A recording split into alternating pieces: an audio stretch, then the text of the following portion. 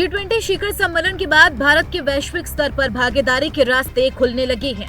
Summit के बाद India और middle east Europe economic corridor बनाने की घोषणा हो गई है, जिसकी घोषणा स्वयं पीएम मोदी ने की, जिसमें Bharat, Saudi Arab, UAE, France, Germany, America, Italy और यूरोपियन यूनियन शामिल है, जिसका फायदा इजरायल और जॉर्डन को मिलेगा।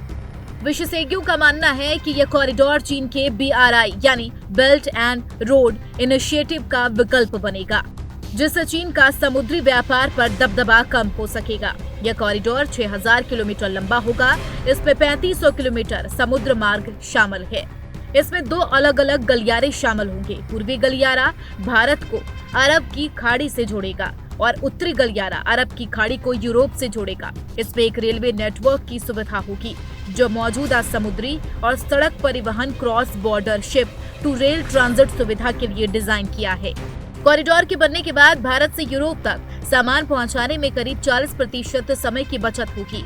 अभी भारत से किसी भी कार्गो को शिपिंग से जर्मनी पहुंचने में 36 दिन लगती है, लेकिन इस रूट से 14 दिन की बचत होगी, जिस वजह से भारत की यूरोप तक सीधी पहुंच बढ़ेगी और भारत के लिए आयात निर्यात आसान और सस्ता होगा।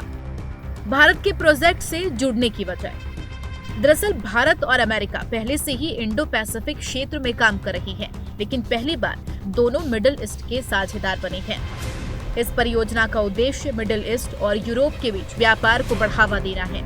इसके साथ ही वैश्विक अर्थव्यवस्था को 1/3 क्षेत्रों को जोड़ने वाले देशों के बीच एक आधुनिक रूट तैयार करना है।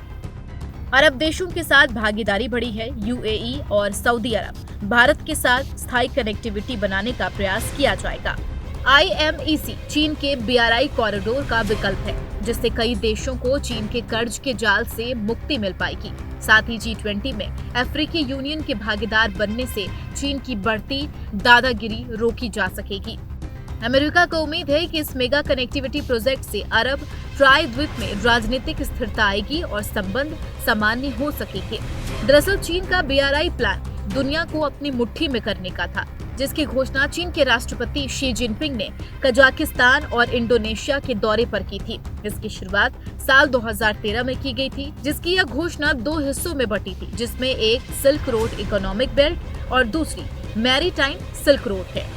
सिल्क रूट एक जमीनी रूट है जो चीन को एशिया, रूस और यूरोप से जोड़ता है, जबकि मैरीटाइम सिल्क रोड एक समुद्री रूट है जो चीन के तटीय इलाकों को हिंद प्रशांत और अरब को यूरोप से जोड़ता है। इन दोनों को मिलाकर ही वन बेल्ट वन इनिशिएटिव कहा जाता है, जो बाद में बेल्ट एंड रोड इनिशिएटिव हो गया है। वहीं बात अगर IMEC की करें तो इस महत्वाकांक्षी परियोजना का मकसद भारत, मिडिल ईस्ट और यूरोप के बीच व्यापार को बढ़ावा देना है।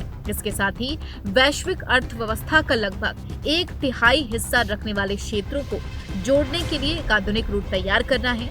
बताया जा रहा है कि इस परियोजना में रेल, बिजली और हाइड्रोजन पाइपलाइन परियोजनाएं शामिल होंगी।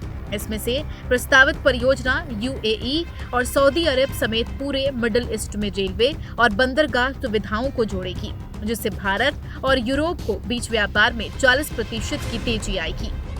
इसके साथ ही भारतीय बंदरगाहों को मिडिल ईस्ट और यूरोप तक शिपिंग लेन के जरिए जोड़ा जाएगा। Bureau report, TNP news.